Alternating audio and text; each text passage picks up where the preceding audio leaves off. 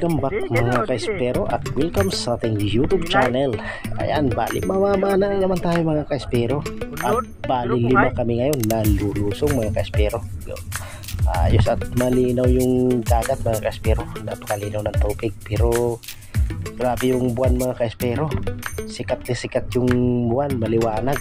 Pero ayos pa rin yan kasi gabi naman, hindi naman talaga lumalangoy yung isda, hindi lumalangoy ng malakas. Ayan, kung bago ka pa lang sa aking channel mga kaispero, ay huwag nang kalimutan mag-subscribe, pakihit ng notification bell para lagi po yung updated sa mga video natin ginagawa kagaya nito.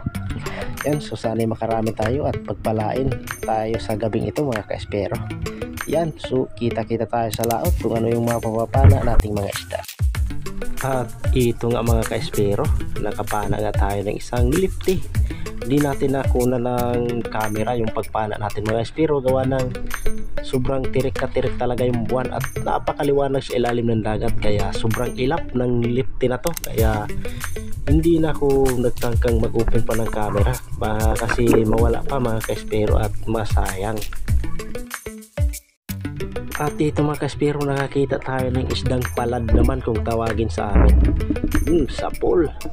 Itong isda nito mga kaispero, kung di mo talaga madaanan ng flashlight, hindi mo talaga ito makikita. Isa rin kasi ito sa napakagaling mag-camouflage mga kaispero. Pwede niyang gayahin yung buhangin. Kaya kung hindi mo talaga siya matutukan ng flashlight, hindi mo talaga siya makikita mga kaispero. At sisiduli tayo at ito yung ating nakita, isang danggit, malapad na kaya pinangatan natin mga kaispero. Yun o, sapol na sapol yung danggit. Ayos, sana'y hindi mailap yung ibang danggit kasi maliwanag talaga yung buwan mga kaispero. At ayan pa mga kaispero, danggit ulit yung ating nakita. Buti ay maamo siya mga kaispero. Di tulad nung pumamano natin ng isang gabi ay maiilap yung mga danggit. Ito ngayon ay maamo. So natutulog na siguro ito mga kaispero, kaya pinanatan na natin, pandagdag na rin ito pang ulam mga kaispero. At ito mga kaispero, sa pagsusid natin ulit ay nakakita tayo ng butitang pula o tabugok naman kung tawagin dito sa amin. Yun o, meron na tayong gagataan mga kaispero. So bali dalawa na pala yung huli nating tabugok. Yung isa mga kaispero ay hindi natin nabidyohan, mas malaki yun kaysa dito mga kaispero. At ito po mga kaispero, isang lifty. Yun o, malapalad na yung laki nito. Pinana ko na ito kaso nakawala. Buti na lang ay sumandal siya dyan sa bato, kaya naabutan natin mga kaispero. Ayos na, pang ulam na rin ito mga kaispero. Solve na ito.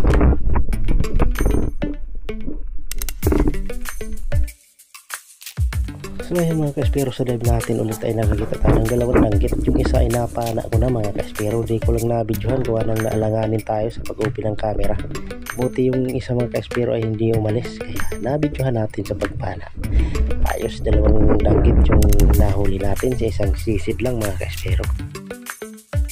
At ito ulit mga kaispero, nakakadaan muli tayo ng isang palad kung tawagin dito sa amin, o sleeper fish. Yun o, sapol. Talagang nagmimistulang buhangin yung kulay talaga niya mga kaispero. Kung di mo talaga siya matutukan ng flashlight ay hindi mo talaga siya makikita kasi kaya niyang gayahin yung buhangin mga kaispero. Yun o, nakadalawang palad tayo. Malaki ito mga kaispero kaysa dun sa una nating napana. Ayos, sarap ito sa paksiw. At ito nga mga kaispero, bali gumilid na nga kami, gawa ng salubog na kami sa agos. Lumubog na kasi yung buwan mga kaispero at lumakas na rin yung agos, kaya nagdesisyon na kami na dumilid na, gawa ng di na kayang salubungin yung agos mga kaispero. Ayos pa rin dahil nakahuli pa rin tayo ng magta-3 kilo siguro yung huli natin mga kaispero. Ayos na, kaya gilid na tayo. You know, puti lang yung huli natin, nasa 3 kilo lang yan, pero ayos na rin yan, magandang blessing na rin yan mga kaispero. Ayos na rin at doon na natin silipin yung huli namin sa gilid mga kaispero.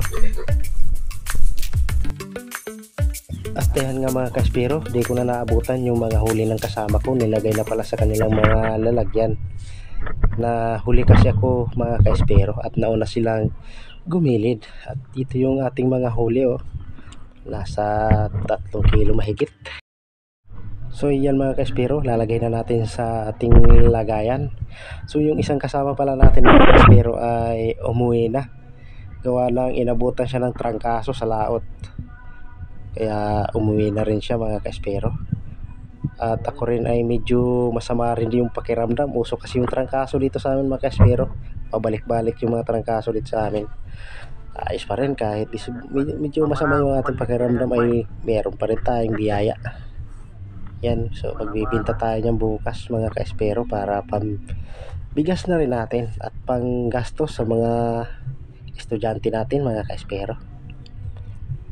Ayos, solve na. At kung nagustuhan mo po mga kaespero ang video na ito at kung umabot ka hanggang dito ay huwag mo nang kalimutan mag-subscribe, like, comment, share para lagi po kayong updated sa mga video natin ginagawa kagaya nito. At kung gusto nyo pong magpa-shoutout mga kaespero, comment lang po kayo dyan sa baba para sa susunod nating upload ay magawan po natin ng shoutout yan. Yan, so maraming salamat po at magandang gabi po sa inyong lahat mga kaespero. Maraming salamat po sa patuloy na panonood nyo. Ayan, ayos na rin at may dalawa tayong alimasag. Ayos, sobreto mga kaespero. Ayan, hanggang sa muli po mga kaespero. Magandang gabi and thank you for watching. Maraming salamat po at pauwi na rin kami.